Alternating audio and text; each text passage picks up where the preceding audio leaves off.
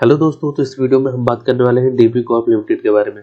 अभी कुछ देर पहले ही Q3 के रिजल्ट की अनाउंसमेंट हुई है। अगर बोर्ड मीटिंग के आउटकम की बात करें तो इस बोर्ड मीटिंग में सिर्फ स्टैंड अलोन और कंसोलिडेटेड रिजल्ट के बारे में ही बात की गई है। इसके अलावा बोनस, डिविडेंड और स्प्लिट के बारे में कोई भी डिस्कशन नहीं किया गया है। अगर आप इस चैनल पर नए हैं या पहली बार आए हैं तो चैनल को आप सब्सक्राइब कर लीजिए। इस चैनल पे आपको आईपीओ और कंपनी के क्वार्टर से रिलेटेड सारी इन्फॉर्मेशन आपको इस चैनल पे मिलेगी। तो चलिए शुरू करते हैं इस वीडियो को। वीडियो को शुरू करते हैं। अगर बात करें रिजल्ट की तो ये पूरी वैल्यू आपको बिलियंस में है, करोड़ में बात करेंगे। अगर क्वार्टर की बात करी जाए तो ये Q3 के रिजल्ट है, ये Q2 के और ये प्रीवियस ईयर Q3 के रिजल्ट है। बात करें कंपनी के रेवेन्यू फ्रॉम ऑपरेशन से तो प्रीवियस क्वार्टर में कंपनी का रेवेन्यू 644 करोड़ था, वहीं पे क्वार्टर में कंपनी का रेवेन्यू 642 करोड़ है। मतलब प्रीवियस ईयर से इस क्वार्टर में कंपनी का रेवेन्यू डिक्रीज हुआ है। वहीं अगर सेकंड क्वार्टर की बात करें तो सेकंड क्वार्टर में कंपनी का 558 करोड़ का रेवेन्यू हुआ था।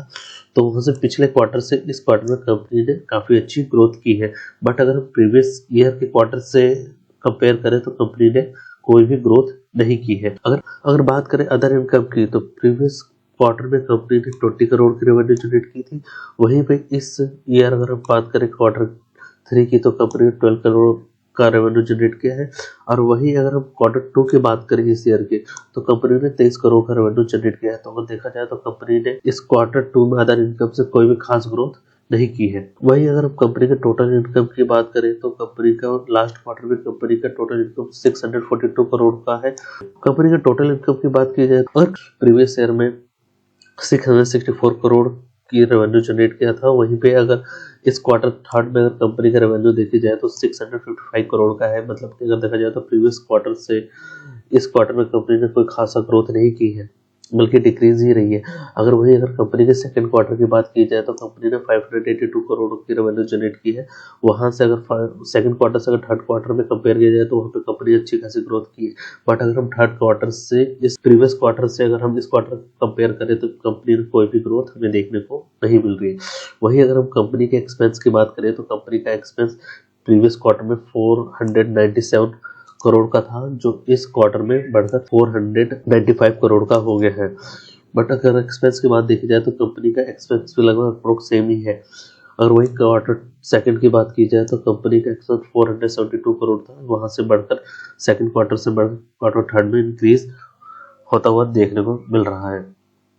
अगर कंपनी के नेट प्रॉफिट की बात की जाए आफ्टर ऑल द एडजस्टमेंट तो हमें यहाँ पे कंपनी का net profit 123 crore, previous quarter में हमें कंपनी का प्रॉफिट 123 करोड़ का देखने को मिल रहा है। वही इस क्वार्टर में कंपनी का प्रॉफिट 118 करोड़ देखने को मिल रहा है। कि अगर देखा जाए तो कंपनी ने प्रीवियस क्वार्टर से इस क्वार्टर में कोई भी प्रॉफिट जनरेट नहीं किया है। वही अगर हम सेकंड क्वार्टर में देखा जाए तो कंपनी का नेट प्रॉफिट 82 करोड़ का था, जो सेकंड क्वार्टर से इंक्रीज होके 180 करोड़ का हमें देखने को मिल रहा है। अगर देखा जाए तो कंपनी ने सेकंड क्वार्टर से थर्ड क्वार्टर में काफी अच्छी ग्रोथ की है। बट अगर हम क्वार्टर एंड ईयरली क्वार्टर में से कंपेयर करें तो यहाँ पे हमें कंपनी का कोई भी ग्रोथ देखने को नहीं मिल रहा है। अगर कंपनी के रेवेन्यू में अगर हमें ग्रोथ देखने को नहीं मिल रहा है तो हमें ईपीएस में भी कंपनी के ईपीएस पे भी इसका असर पड़ता हुआ देखने को मिल रहा है। वही अगर हम बात करें कंपनी की ईपीएस की तो कंपनी का ईपीएस प्रीवियस ईयर में 6.96 रुपीज का था, वही जो डिक्रीज होकर 6.62। अगर प्रीवियस क्वार्टर की बात किया जाए, सेकंड क्वार्टर की अगर बात की जाए तो वहाँ पे 463 हमें देखने को मिल रहा था। वहाँ अगर सेकंड क्वार्टर से थर्ड क्वार्टर में कंपनी ने काफी अच्छी ग्रोथ दी है। बट अगर हम वही फिर दोबारा अगर previous quarter to this quarter की बात करें तो कंपनी की ईपीएस में भी हमें कोई ग्रोथ देखने को नहीं मिल रही। यही अगर हम कंपनी के अदर बिजनेस की बात करें तो यहाँ पे भी हमें कुछ खासा ग्रोथ देखने को नहीं मिल रहा। अगर हम बात करें कंपनी के प्रिंटिंग बिजनेस में तो वहाँ पे प्रीवियस क्वार्टर में जो कंपनी का प्रॉफिट हुआ 435 करोड़ का, वही इस बार डिक्रीज होकर 428 करोड़ का हमें देखने को मिल रहा है। अगर देखा जाए तो 1.8 टाइम्स का यहाँ पे गिरावट देखने को मिल रही है। वहीं अगर रेडियो एडवर्टाइजमेंट की बात की जाए तो यहाँ पे कंपनी को थोड़ा ग्रोथ देखने को मिल रही है। जहां कंपनी ने प्रीवियस क्वार्टर में 46 करोड़ की रेवेन्यू जनरेट की थी, वहीं इस क्वार्टर में कंपनी को 49 करोड़ का रेवेन्यू होता हुआ दिख रहा है। मीन्स कि अगर देखा जाए तो 5.8 टाइम्स कंपनी को ग्रोथ देखने को 5.8% ग्रोथ देखने को मिल रही है। वहीं अगर प्रिंटिंग सर्कुलेशन रेवेन्यू देखा जाए तो कंपनी को जहां 1200 करोड़ 120 करोड़ का प्रॉफिट हमें प्रीवियस क्वार्टर में देखने को मिल रहा है, वहीं हमें इस बार 119 करोड़ का देखने को मिल रहा है। वहीं कंसोल ऑपरेशन रेवेन्यू की बात करें तो जहां कंपनी का 62 करोड़ का रेवेन्यू है, वहीं पे इस बार हमें वो रेवेन्यू इस क्वार्टर में कम होता हुआ दिख रहा है। 59 करोड़ का हमें रेवेन्यू दिख रहा है।